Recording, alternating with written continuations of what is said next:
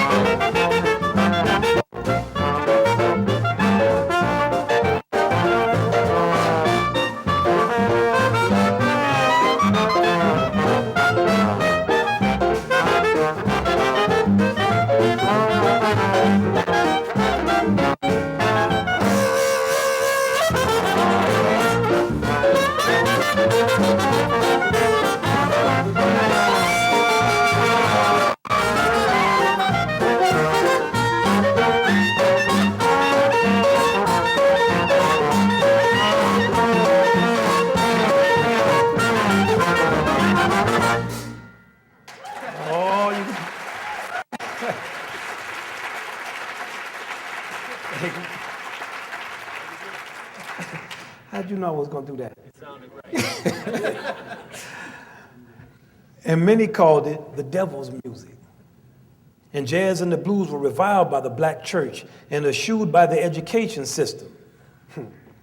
Yeah, the American artist has always been in a type of limbo, squeezed between three unsatisfied masters.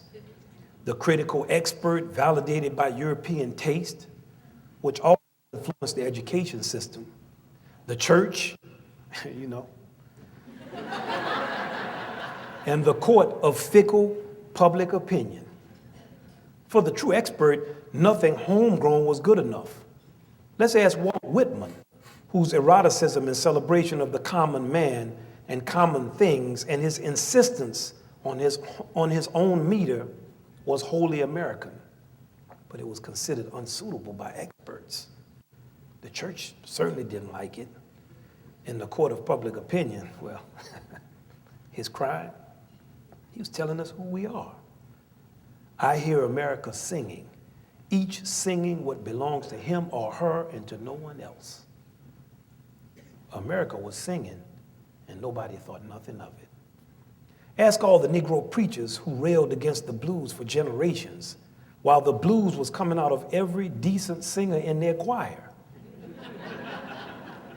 Ask them and all those who wanted to save souls.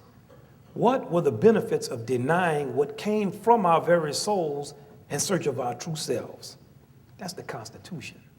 Walt Whitman, Mark Twain, Duke Ellington, August Wilson, all the roll call. If an artist sings deeply enough, they take you to the frontiers of your soul.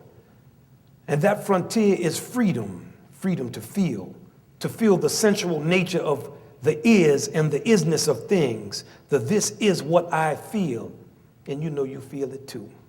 And all over this country, people argue about life and love and loss and God and freedom and who we are and who we want our kids to be. And every arts program was cut from every school. And a machine came in and replaced the drums. Those same drums that you got to mind because they are memory, and we forgot. Yankee Doodle, keep it up. Yankee Doodle dandy. Mind the music and the step, and with the girls be handy. Mind the music and the step. W.C. Handy was the father of the blues. His father was a minister, and young Handy grew up with a religious tension that went all the way back to Adam and Eve. Hawthorne told us all about it. He's talking about all this stuff in the Scarlet Letter. You knew it was the priest all along.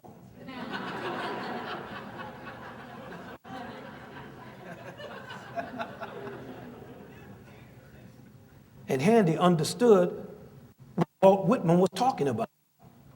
Living boiled down to love and making love. Here's Whitman.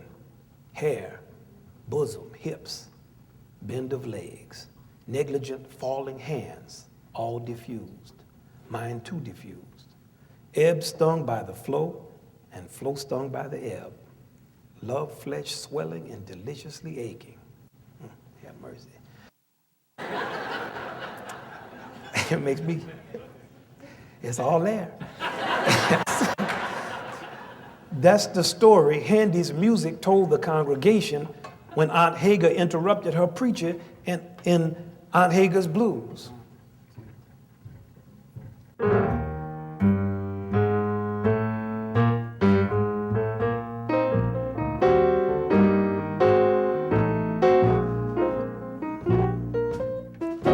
Well, Deacon Spliven, his flock was given a way of living right.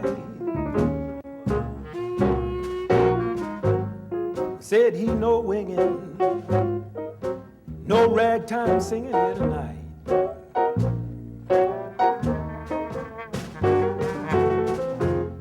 Up jumped Aunt Hagar, oh, she shouted with all her might.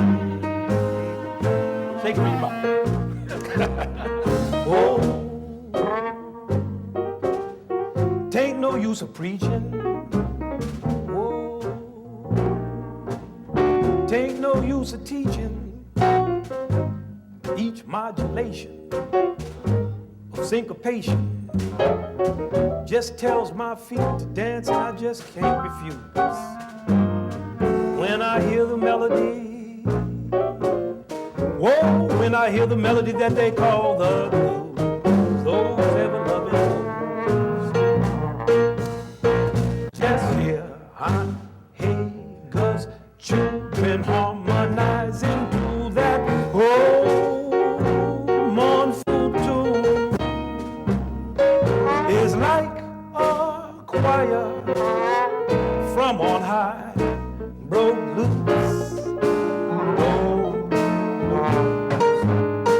Well, if the devil brought it, the Lord sent it right on down here to me. That's what the Lord did. Just let the congregation join in while I sing those old loving Aunt Hagar. I can't even sing it, it feels good. Oh, yes. Oh, yes.